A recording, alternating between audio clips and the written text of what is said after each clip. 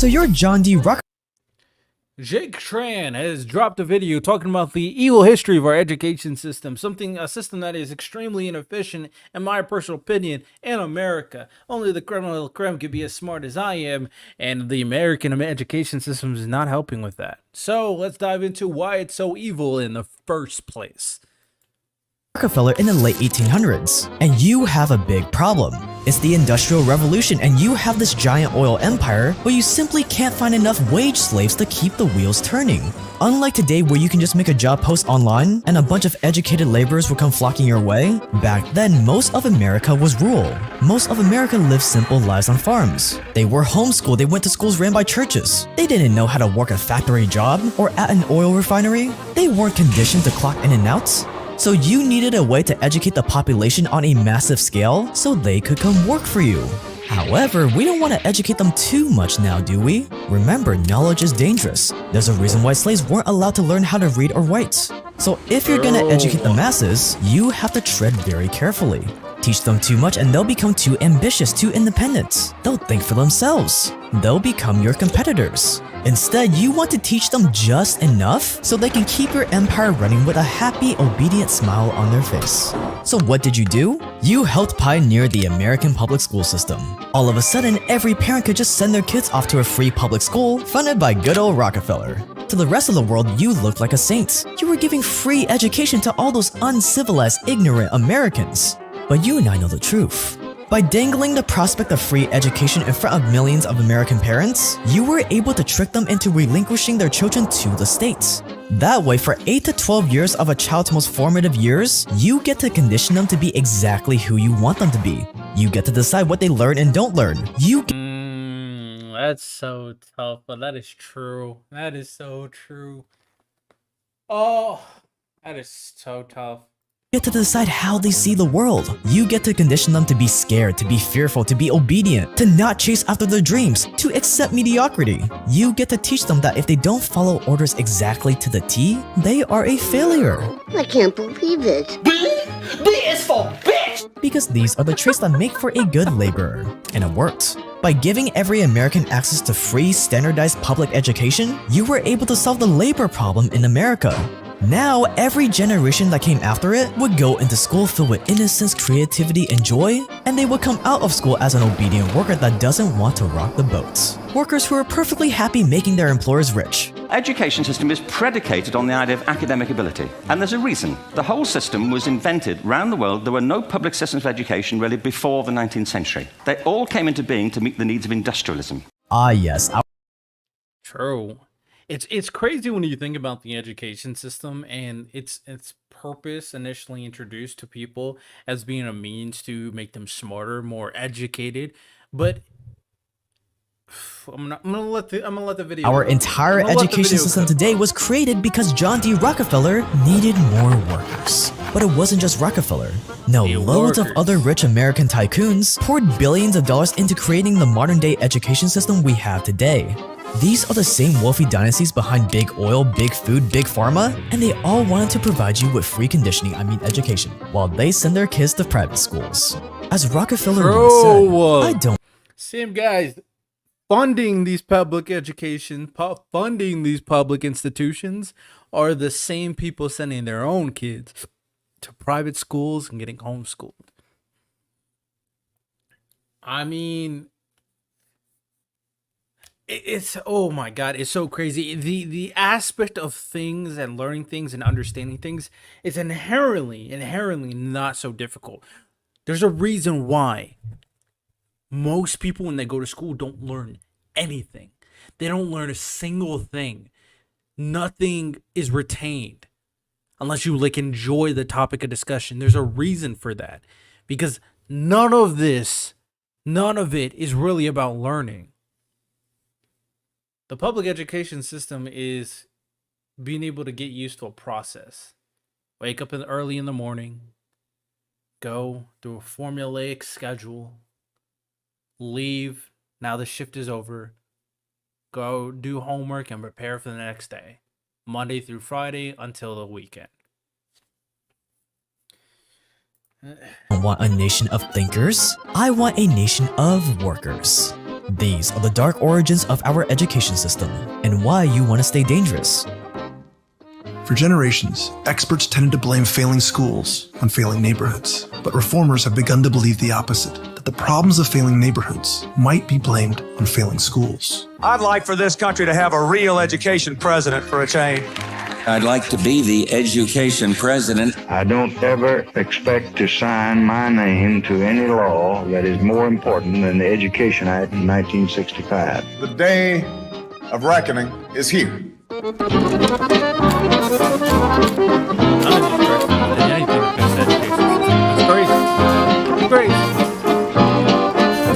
If you watch this channel, you're probably serious about gaining money and power, which is great. But if you're gonna do that, you're gonna need a great wallet that can keep up with your ambitions. And the wallet I've been using every single day for the past 3 years is my Exter wallet. It can be traced back to something called the Prussian Empire. The Prussian Empire is the empire that made up modern-day Germany, and these Prussians were geniuses at controlling the masses. See, in the late 1700s, Prussia invaded Poland, and they won. Prussia now occupied Poland, but the Prussians now face a new problem. Sure, they controlled Poland, but how were they gonna get the Polish people to accept their new German rulers? They were the colonizers, the enemy, and yet somehow they needed to get the entire population to throw away their Polish identity and to accept Imperial German nationalism. But the Prussians weren't stupid. They knew they had no chance in changing the minds of the adults. The adults were proud Polish people. They were set in their ways. There's no hope in converting them. But the children? The Polish children were much more moldable. And if they could attack the children, they could decimate Polish culture in just one generation. So Prussia created a new 8-year education system, where for 8 years kids would go, which is super fascinating. The ability to influence future generations purely be based on how you kind of not indoctrinate, but how you appeal to the next generation, right? And that's why it's so important for current society and raising your kid. Now, for people like me who grew up in between ages of like the new social media and technology generation and the prior generation before it really blew up, we kind of get how it should be because we kind of get the dangers of what it can be, right? That is why the concern for this new kind of woke movement and the concern for the impact of social media is so prevalent, because their influence on the next generation, because all these kids are on social media, all these kids are on YouTube, TikTok, etc., and all these kids are getting influenced by a platform that inherently pushes woke left. So future generations afterwards will also be generations that think the woke left is the norm. And that is where the dangerous part comes in.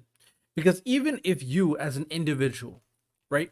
You as an individual can raise your kids a certain way based on what you think is right, and what you think should be the standard.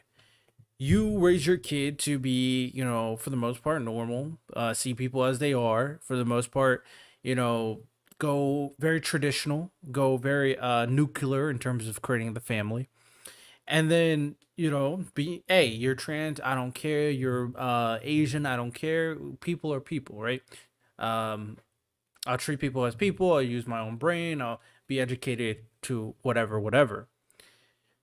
But even if you did that and your kid kind of grows up in a way that is, you know, like the average citizen for the most part, the crowd around them that didn't teach their kid to be a certain way and kind of let social media and technology take control, basically doing the exact same thing that a lot of these billionaires did for the Industrial Revolution with public education. The same thing could be, you could say, could be happening with social media.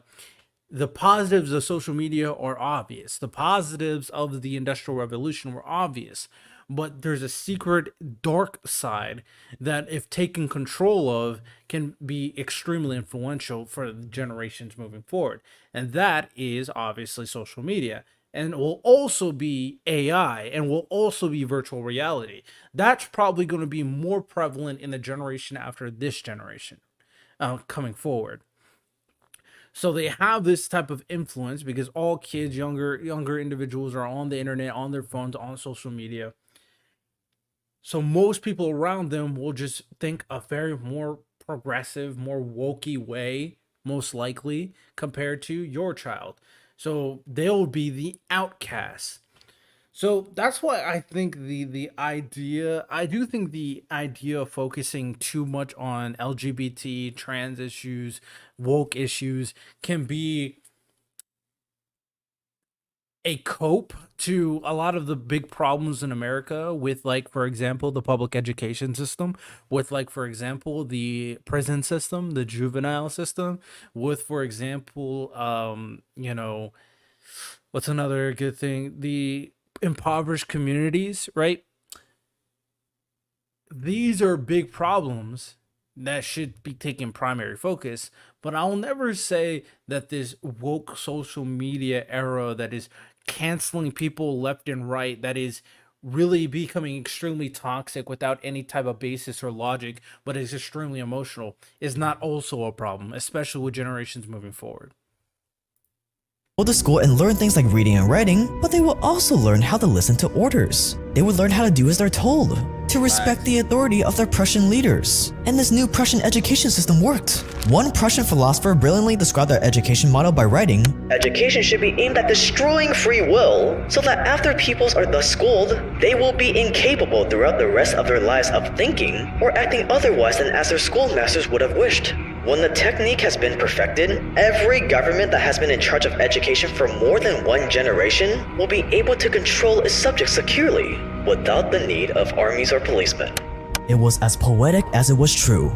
Basically, if you want a submissive population that you can rule over, you have to destroy their free will. You have to condition them not to think. Thinking is the enemy, and you have to start this conditioning when they're as young as possible. I do think our education So, system is not every Polish inherently and Prussian evil, by the child was way. required to I think attend it's school getting for better, 8 but years. I think it's 8 getting years better where along the day way. in and day out, these kids were force-fed so much Prussian patriotism that by the time they left school, obedience to the Prussian monarchy was the only reality they knew.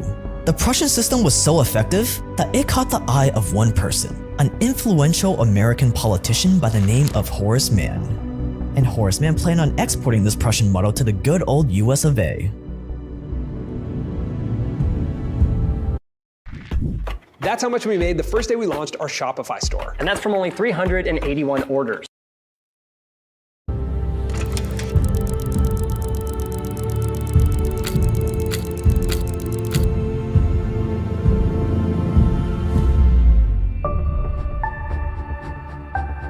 Horace Mann was passionate about reforming American education. It was his life's duty. So in 1843, he traveled across Europe visiting schools to get ideas. But no education system impressed him more than the Prussian model. To him, the Prussian model was a work of art. Here was the roadmap to molding children into anything the elite wanted. If the Prussian model could remove every single trace of Polish culture, what could it do for America? With the Prussian model, it wouldn't matter if kids were Protestant, Catholic, Black, an immigrant, Native American, or even atheists, because we would be able to permanently instill patriotism, duty, and hard work into all of them. And with Horace Mann's political influence, tax-funded public schools following the Prussian model slowly started popping up all over America. And slowly there's such a caveat with that. Would it be better if people identified more as Americans or as their individual culture? I don't really know the right answer to that. It's really hard to say what the right answer is. Could different cultures live peacefully? I mean, now people kind of hate America. So it's kind of showing the opposite. That a lot of individuals are hating America and hating being an American and thinking everything is racist, right? It's really hard to say. Slowly but surely, parents, teachers, those in charge, and society as a whole started to accept the Prussian model as the only sensible way to educate the youth. Instead of one big class, schools were divided into separate classes for kids of different ages. Horace also wanted mainly women to be the teachers, which is why women dominate the teaching field today. Teachers were even sent to Prussia to learn firsthand how their system worked. Authorities bought into the Prussian model so much that by 1864, Congress made it illegal for Native American kids to be taught in their native languages. Instead, they were sent to faraway boarding schools so teachers could kill the Indian to save the man. By the end of the 1800s, the Prussian model had taken over America. And by 1900, almost every American state made public school mandatory, meaning that you had to give up your kid to the states or get the kid taken away from you and thrown in prison. Horace Mann changed the face of American public education forever, but the public school system wasn't in its final form yet, because as much as the Prussian model did wonders for the government, it still didn't do much for businessmen like you. And as John D. Rockefeller, you also saw the power of the Prussian model on the masses, and you planned on systematically infiltrating it.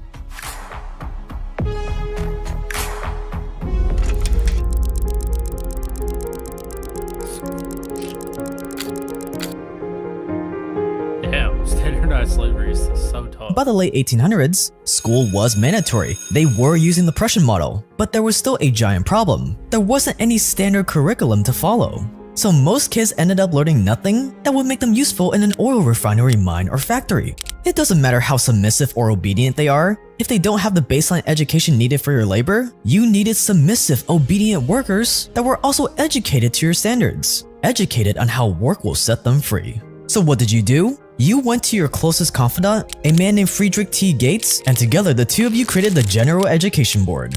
On the outside, the General Education Board sounded like this very official government board that looked over the education system in America. And that's exactly the vibe you were going for, when in reality, you just created this thing out of thin air and named it the General Education Board. That is the power of a great name. And a year later, thanks to your connections in Washington, the General Education Board went official. It was incorporated by an act of Congress in 1903 with the purpose of the promotion of education in the United States of America without distinction to race, sex, or creed. A very noble sounding cause. While at the same time, this entity would be your Trojan horse to inject more than $3.5 billion in today's money into the public school system. Today, a few $1 billion wouldn't make a dent in the monstrosity that is our public school system. But back then, it was still in its infancy, so $3.5 billion was way more than enough to mold it into whatever you wanted. So with the money and the government charter in hand, the board went on to fund a vast number of public high schools, 912 high schools in the southern states alone by 1914. You also funded universities, medical schools, Ivy League schools, so that when kids finished their conditioning in high school, they would continue their conditioning in higher education. These are the origins of America's love affair with college degrees, by the way. College graduation has never been more valuable than it is today. And soon other business tycoons started jumping in on the action. By 1905, Andrew Carnegie, the steel magnate, founded the Carnegie Foundation for the Advancement of Teaching. Not because he wanted people to learn about the world and become innovators, but because he needed mine managers, operators, engineers, repairmen, smelters, and railroad conductors. And the public started to catch on all this big money moving into education. In 1914, the National Education Association said that, "We view with alarm the activity of the Carnegie and Rockefeller Foundations, agencies not in any way responsible to the people, in their efforts to control the policies of our state educational institutions, to fashion after their conception and to standardize our courses of study, and to surround the institutions with conditions which menace true academic freedom." But there's a big caveat behind this that I think people should realize, and that is the flip side of this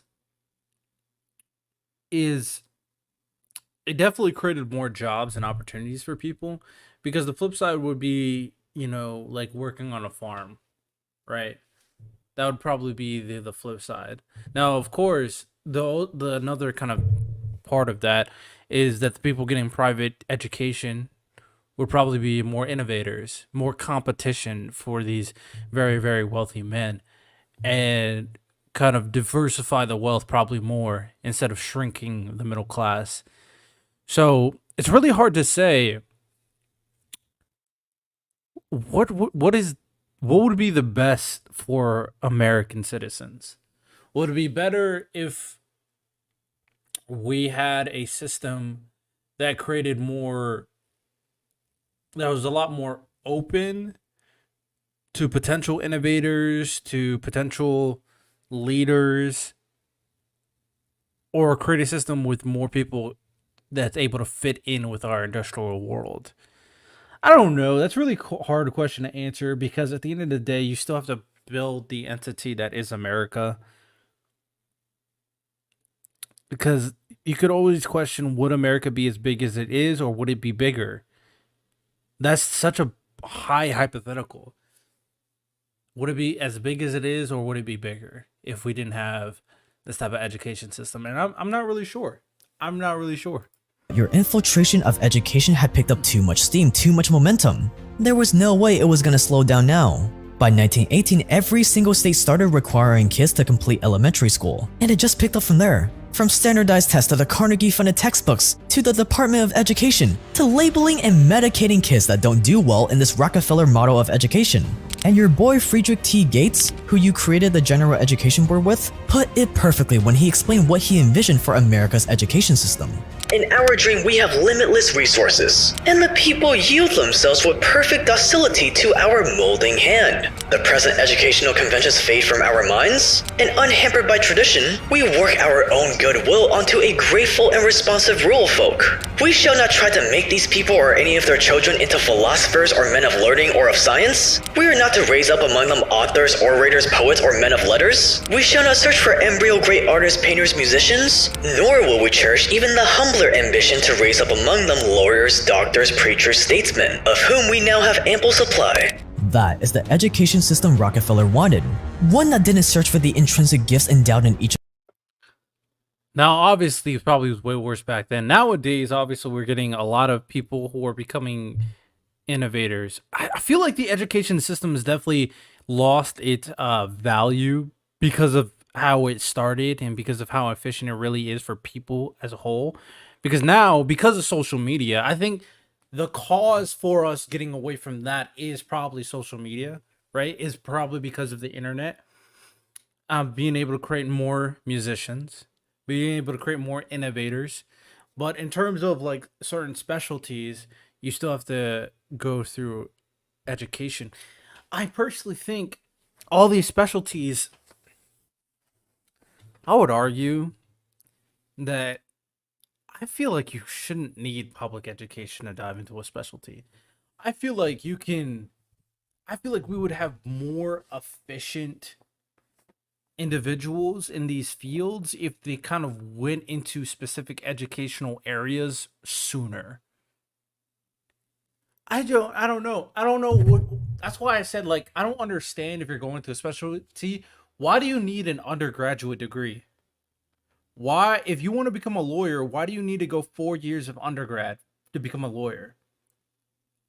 You know what I'm saying? I don't think it makes sense. I think, like, what about a scientist? Why do you need to go undergraduate to become a scientist or a doctor or any of that?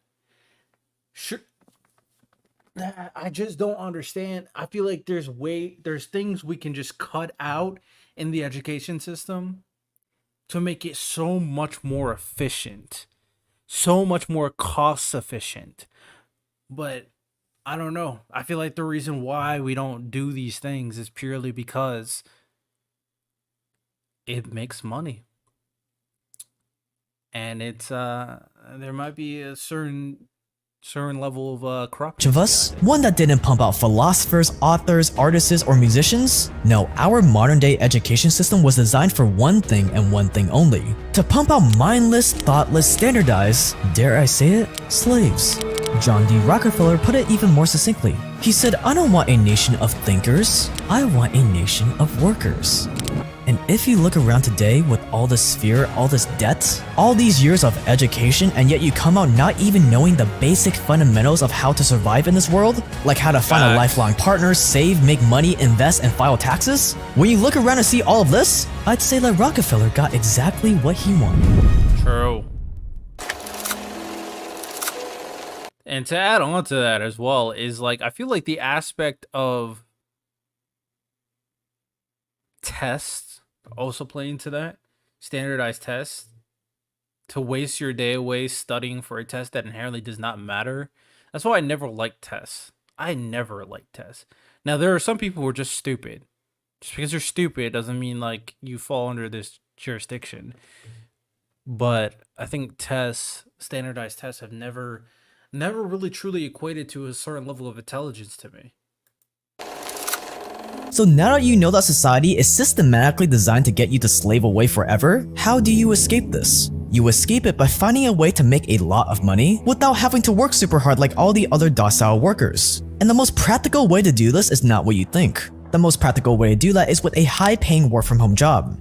There are work-from-home jobs out there that allow you to make $80,000, $90,000, $100,000 and up while working just a few hours a day from wherever you want. But the reason why you never hear anyone promoting work-from-home jobs is because pitching you on starting an agency or whatever sounds a lot sexier. But the Yeah, there's a reason why they don't teach this stuff in public education. There's a reason why they don't teach you about taxes. They don't teach you about investing. They don't teach you about building a home. There's a reason for this stuff. They don't want you to know this stuff. I'm not one of those conspiratorial people, but the writing's in the pudding when it comes down to a lot of these areas, which is why, like, I would love if my kid went to private school, for example. Very educational video. I think I definitely will have a podcast episode really strictly focused on the education system. And I don't know, man. I'm just saying it's bad out there.